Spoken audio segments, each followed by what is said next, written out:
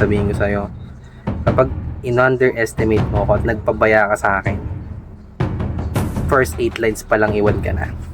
Nagkabisa lang ako ng konti, tas sulat. Ang dali lang kasing sulatan ng pangit na to eh.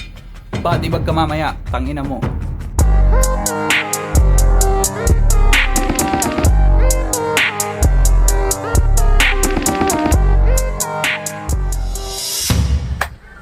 Hello, Doc. Kamusta naman buhay, espesyalista?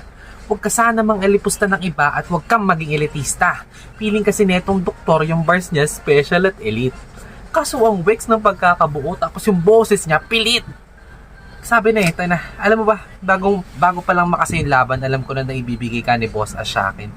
Na-predict ko na tong laban pero di ko ina-expect na totohanin niya yung battle. Parang nangyari lang kay Mike Marauder. Pero hindi to magiging split decision. Papakitaan ko tong doktor paano kumatay gamit ko quick precision. Kaya simulan na natin mag-opera. At dahil bars mo pantanga, inuna ko na yun na ikondena. Kasi paano ka nakakapagsabi ng salita na di mo naman inaalam kung ano nakasaad sa pahina. Ang dami mong fade lines. Nung laban yun spec, di ko alam ba't ka doon nanalo. Kulto na nga yung spec na produkto mo kamo pero di mo pa na-explain maayos. Kaya Doktor Bang maituturing to nagmumulting pabalang kung yung produkto niyang multo di niya masusing binalatan. Ang daming misconception sa multong pinilit niyang hubaran. Pues ako mag-aayos ng linya nito parang bingot na inoperahan.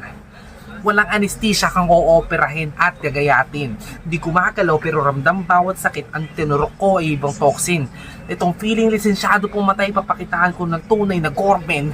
Itong mapapel puro paper cut matatamo tapos pagsasaksakin ko ng ballpen. Oh, ballpen, papel. Akala ko ba mga tao dito magagaling? Walang lisensya pumatay yung doktor kaya pinilit ko ulit pag-aralin. Nang masabi niya na accomplish siya at utang na loob niya nasa akin. Habang laman loob niya may pangalan ko, literal na may utang na loob siya sa akin. At di ko magets. Bakit binidyo mo pa yung pag-amin mo sa amin na bading ka? Pwede mo naman na sana ikuble para di magamit sa'yo na pambagansya. Boses modulated pero yung bara niya about sa gaming hanggang sa di niya napigilan nilabasan siya sa kanilang gay sex. Nag-climax ka ng bata yun ni Spectre ang lala. Ayaw pa niya nga bitawan nakipagtuluyan ka pa nga. Yung sing-sing sa kamay mo pwede mo natanggalin hangal. Ito mukhang tikbalang nakipagtanan sa multo pinili magpakasal. Oo, hindi ka doktor. Piling ko masamang elemento ka. Nagpapanggap ka lang na doktor para masabing henyo ka. Pwes itong feeling dok na bugok, madali ko lang tumakakatay. Panay pa hiya. Habang puwet na itong tikbalang puno ng latay. At alatang doktor ka nga bo. You live like never been done before. Kaso silahis tong doktor, mas mabuti ditong gawing involuntary donor.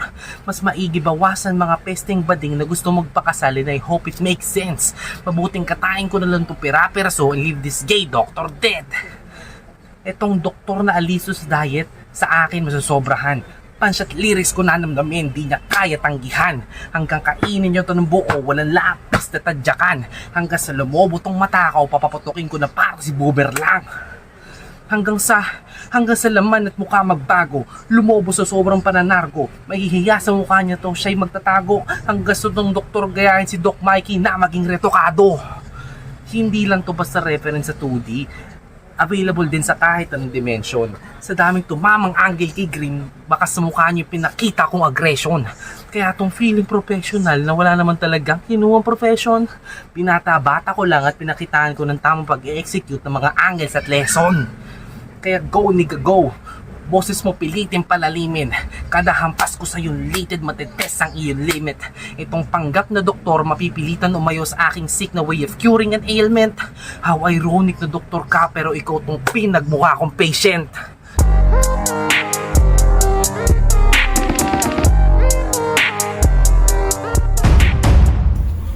Yo! Siya si Kaiser! Ang pinakawak ko na kabatel, nagbabasa na panay stutter. Katangahan nakakabader, I know you think that you are too big. Kaya yung hangin mo ang solid pero wala dyang magmamater. Ang pangit mo tangina, yan ang biglaang napuna. Pag sinampiga kita ng sampal, dun ko lang masasabi sa yung ikay pinalad sa mukha. Kasi tanginang mukha yan, yung tigyawat tapat-tapat nga. Sa sobrang dami, kalat-kalat na. Yung butas, bakat-bakat pa, ganyan yung resulta pag natutulog ka, tas yung punda balat ng langka. Tapos yung ilong niya pa sa video, puta.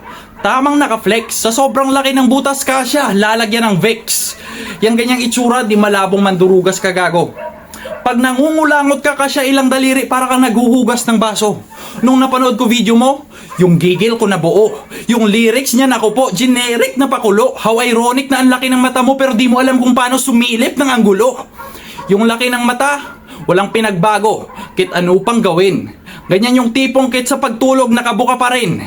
At tangina neto, mga tamad magkabisa tas feeling rapper ka na niyan. Kung matalino ka talaga di na kailangan idetalya yung mga yan. Kitang-kita mo sa vid, halatang may binabasa ka na teleprompter, tanga. Matanong ko lang pare, reporter ka ba? Nakaganto siya mag-spit. Puta, habang yung background tamang kapangitan, may mga kalat sa pagitan, tas nakasalang sa alitan, tangina halatang mahirap kahit mukhang parang nasapian. Bisaya bars bitch, tapos namumuna pa yan ng English. Adik ka ba pre?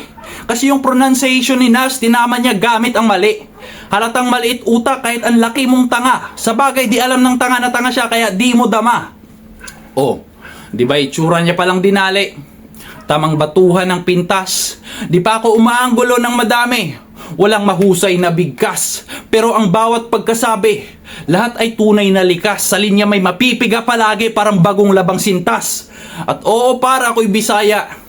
And everybody knows it. Di mahilig mag-Ingles, but technically proven.